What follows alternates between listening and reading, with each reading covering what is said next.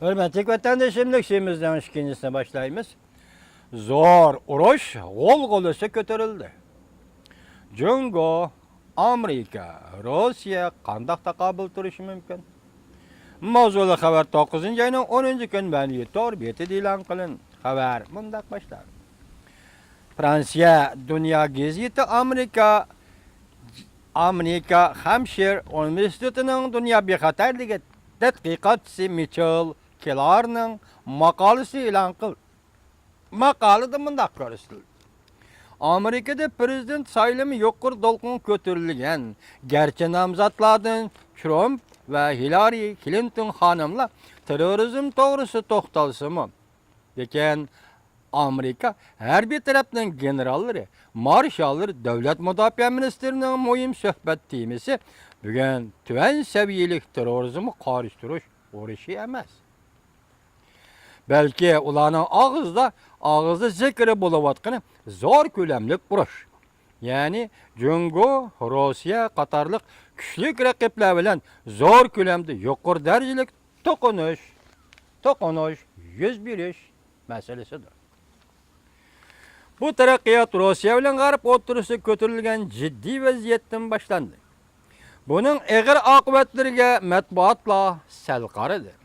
Kishini andishiga soladigan bir taraf shuki, nurg'unlagan siyosiy yo'llar shunday hisoblaydiki, urush mumkin bo'lib qolmasdan, balki har vaqt portlash oldida turibdi. Bu xil fikr qilish yuqori darajalik ofitserlar maxsus yig'inlar qatnashganda va cho'ng tipli yig'inlar qatnashganda, masalan, Amerika Davlat Mudofaa Universiteti Davlatlik strategik tadqiqot o'rni 2015-yillik tadqiqot yig'inida fikr bayon qilish jarayonidan kelgan edi.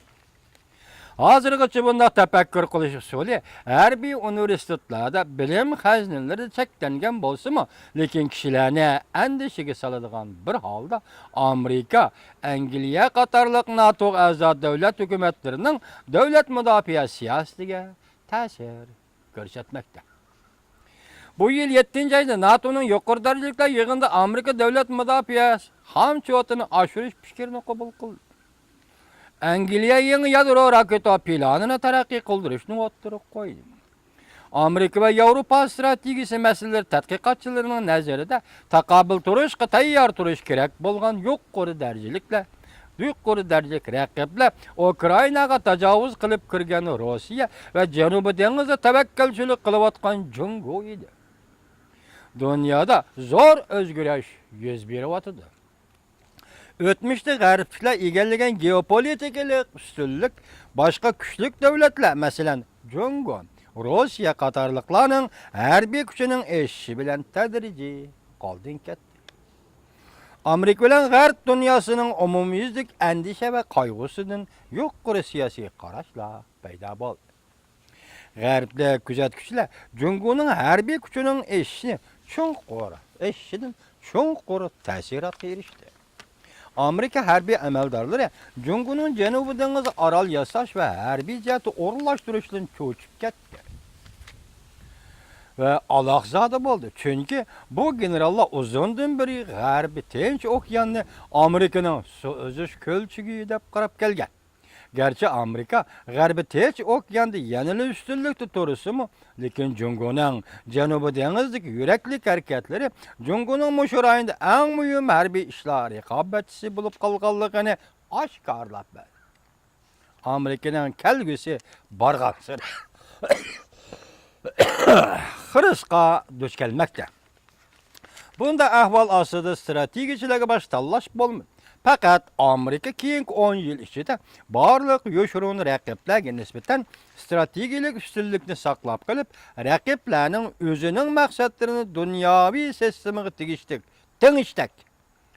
tengishning oldini olib, Amerikaning manfaatiga chiqilishidan saqlanish kerak. Bu zo'r ko'lamli urushning tahdidini ta'kidlashdan derak berdi. Mayli Trump Cumhuriyetçilerden Amerika prezident bolsun, mayli Hillary Clinton xonim Amerika prezident bolsun, növbeti tuzavatgan Rossiya va Jungo bilan muhim harbiy to'qinish yuz berish to'g'risidagi siyosat hargiz to'xtab qolmaydi. Undaqda Amerika hərbiy tərəf kəskin elişiyotqan rayonlar Cənubi dengiz və Şərqi Avropada miltiqdən oq çıxıb ketiş, xata hüküm qilish, adətdən tashqari o'rlayotgan xatarlik vaziyat və yeni qurollarni ko'z-ko'z qilish odatga ishqa aylanib qolamdi. Bu alametler gösterdi ki Amerika, Rusya, Cungo bu raylarda zor kölemde harbiy orunlaştırış elip barıdı. Berivatıdır. Arka-arkadan harbiy manevr kılıvatıdır. Bu hareketlerinin her kandak bir türü çoğun devletler oturuş tuyuksuz vakalarının gelip çıkışını mümkünlükle aylandırdı. Kontrolluktan çıkıp ketken zincirisiman inkas ahırda zor kölemde uruş partlaş bilen ahırlışıdır.